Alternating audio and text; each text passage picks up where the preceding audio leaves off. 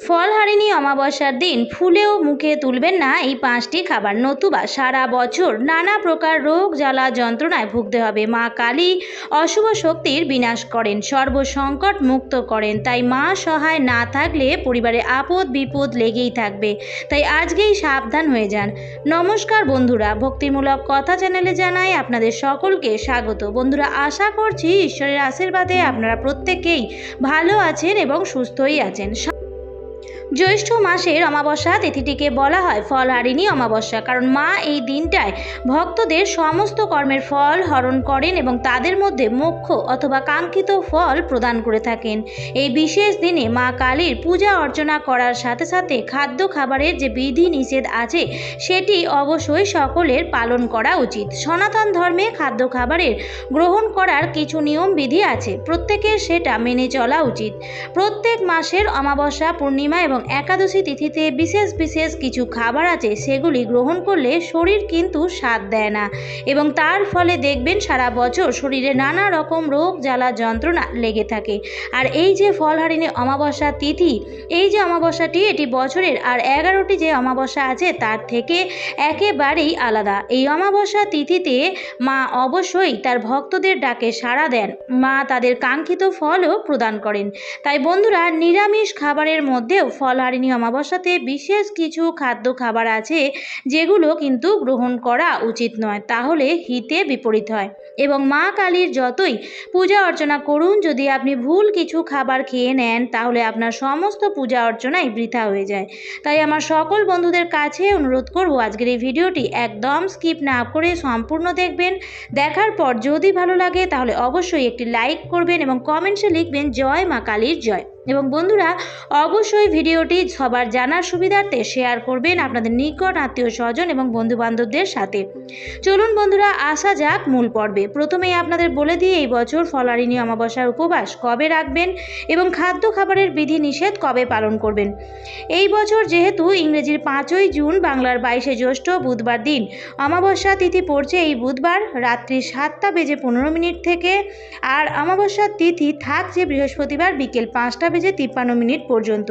তাই বন্ধুরা, এবার আপনারা উপবাস কবে রাখবেন পঞ্জিকা অনুসারে মন্দিরে ফলহারিণী অমাবস্যা যে পূজাটি হবে সেটি কিন্তু অবশ্যই বুধবার দিন রাত্রিবেলায় হবে, কারণ অমাবস্যার পুজো মূলত রাত্রিবেলায় হয়ে থাকে। কিন্তু অমাবস্যার যে ব্রত উপবাস আপনারা পালন করবেন, খাদ্য খাবারের যে নিয়মবিধি পালন করবেন, সেটি আপনারা চাইলে বৃহস্পতিবার দিনও পালন করতে পারেন। এবং যদি আপনারা মনে করেন যে মা কালীর কাছে আপনার মনস্কামনা পূর্ণ করবার জন্য আপনি বুধবার সারাদিন উপবাস রাখবেন এবং সন্ধেবেলায় কোনো কালী মন্দিরে গিয়ে মায়ের উদ্দেশ্যে ফল উৎসর্গ করবেন এবং আপনার মনস্কামনা জানাবেন, তাহলে আপনি সেটিও করতে পারেন। এই সময় যে সমস্ত ফল পাওয়া যায়, অর্থাৎ জ্যৈষ্ঠ মাসে গরমকালে যে সমস্ত ফল পাওয়া যায় সেই সমস্ত কিছু ফল মায়ের কাছে এক ডালায় সাজিয়ে নেওয়া হয় এবং মায়ের চরণের কাছে সেগুলি নিবেদন করা হয়। অনেকে নিজের মনস্কামনা জানিয়ে একটি মানসিক ফলও মা কালীর কাছে অর্ঘ্য দিয়ে থাকেন, যেটা যজ্ঞে আহুতি দেওয়া হয়। বন্ধুরা, যে ফলটি আপনি দেবেন সেই ফলটি কিন্তু আপনি কোনোভাবেই 1 বছর আর গ্রহণ করবেন না। বিশেষ করে ফলহারিণী অমাবস্যা যে দিন, সেই দিনেও কিন্তু আপনারা সেই ফলটি আহার করতে পারবেন না। এবার বলি কি কি খাবার এই দিন বর্জন করবেন। ফলের কথাই যখন আসছে তাহলে ফল প্রসঙ্গে প্রথমেই বলে দিই, ফলহারিণী অমাবস্যা তিথিতে যদি আপনি কোনো একটি ফল মানসিক করেন তাহলে আপনি সেই দিন থেকে 1 বছর অবধি, অর্থাৎ সামনের বছরের ফলহারিণী অমাবস্যা তিথি পর্যন্ত কোনোভাবেই গ্রহণ করতে পারবেন না। যদি আপনার মনস্কামনা এই 1 বছরের মধ্যে পূর্ণ হয়ে যায় তাহলেও এই ফলটি আপনি আর গ্রহণ করতে পারবেন না।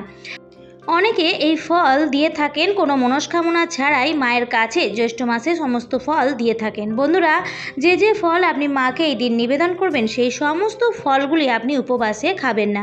শুধু সেই ফলগুলিই নয়, এই দিন আপনি যদি সারাদিন উপবাস রাখেন তাহলে কিন্তু কোনো ফলই খাওয়া উচিত নয়, কারণ এই তিথিটি হচ্ছে ফলহারিণী অমাবস্যা তিথি। এরপর বলি, এই তিথিতে যেটি ভুলেও মুখে তুলবেন না তা হলো কোনো পোড়া জাতীয় খাবার। বন্ধুরা, এই পোড়া জাতীয় খাবারটি কিন্তু প্রতিদিনই গ্রহণ করা উচিত নয়। পোড়া জাতীয় খাবারের মধ্যে কিন্তু নানা রকম সবজি পুড়িয়ে সবাই খেতে ভালোবাসেন। অনেকে আছেন যারা রুটি জাতীয় খাবার খেতেও পছন্দ করেন। তাই অমাবস্যা এবং পূর্ণিমার মতো তিথিতে যদি পোড়া জাতীয় খাবার আপনারা খান তাহলে কিন্তু দুর্ভোগ এবং দারিদ্রতা নেমে আসে এবং অর্থ কষ্ট দেখা দেয় সেই পরিবারে। তাই বন্ধুরা, এই ফলহারিণী অমাবস্যা তিথিতে কোনো রকম সবজি পোড়া বা রুটি এই জাতীয় খাবার খাবেন না। এই দিন অবশ্যই নিরামিষ আহার গ্রহণ করবেন। ভুল করেও কোনো আমিষ জাতীয় খাবার এই দিন বাড়িতে ঢোকাবেনও না। আর যদি বন্ধুরা আপনারা কোনো মনস্কামনা জানিয়ে মা কালীর উদ্দেশ্যে ব্রত করেন তাহলে সেক্ষেত্রে তো অবশ্যই আপনি জানেন যে নিরামিষ আহার আপনাকে গ্রহণ করতে হবে। আমিষ জাতীয় খাবার আপনি কোনোভাবেই গ্রহণ করতে পারবেন না। বিশেষ করে অনেকে আছেন যারা নিজেরা হয়তো খান না অথচ বাড়ির সদস্যদের জন্য সেটি বানিয়ে দেন। বন্ধুরা, সেটিও কিন্তু করবেন না। আপনি যদি মা কালীর জন্য উপবাস রেখেছেন, পূজা অর্চনা করছেন এবং মন্দিরে যাবেন, আপনার কোনো মনস্কামনা আছে, তাহলে কিন্তু সেই দিন বাড়িতে আমিষ জাতীয় জিনিস আপনি রাখবেন না, আনবেনও না এবং সেই দিন আপনি রান্নাও করবেন না। সেই সমস্ত জিনিস খাওয়া থেকে বিরত করবেন এবং আপনি নিজেও কিন্তু খাবেন না। এবার বলি, আমিষ জাতীয় খাবারের মধ্যে যেমন মাছ, মাংস, ডিম পড়ে ঠিক তেমনভাবেই পেঁয়াজ, রসুনও কিন্তু বর্জনীয়। মুসুরির ডালও কিন্তু এই অমাবস্যা তিথিতে আপনারা ভুলেও গ্রহণ করবেন না, এর ফলে হিতে বিপরীত হবে। এবার আসি ভাত রুটি প্রসঙ্গে। অমাবস্যা এবং পূর্ণিমা তিথিতে যারা ব্রত উপবাস করবেন তাদের ক্ষেত্রে কিন্তু বর্জনীয়। পঞ্চ রবি শস্যের মধ্যে যেমন ধান আসে ঠিক সেরকমভাবেই গমও আসে। তাই বন্ধুরা, অমাবস্যা তিথিতে কিন্তু ভাত এবং রুটি বর্জনীয়। তবে অমাবস্যা তিথি কেটে গেলে অনেকেই বলেন যে আটার তৈরি জিনিস খাওয়া যেতে পারে, তবে পোড়া জাতীয় জিনিস যেমন রুটি কিন্তু খাওয়া চলে না। আপনারা চাইলে লুচি, পরোটা এসব খেতে পারেন। এই দিন বাইরের খাবারগুলো খাওয়া থেকে এড়িয়ে চলবেন। অনেকেই এমন আছেন যারা বাইরের কোনো নিরামিষ আহার গ্রহণ করেন, কিন্তু বন্ধুরা, এই দিন বাইরের কোনো খাবার খাওয়াই উচিত নয়। কারণ বাইরের খাবার কীভাবে তৈরি করা হচ্ছে সেগুলিতেও আমাদের জানা থাকে না। তাই ব্রত উপবাস থাকাকালীন বাইরের কোনো প্রকার খাবার খাওয়াই উচিত নয়।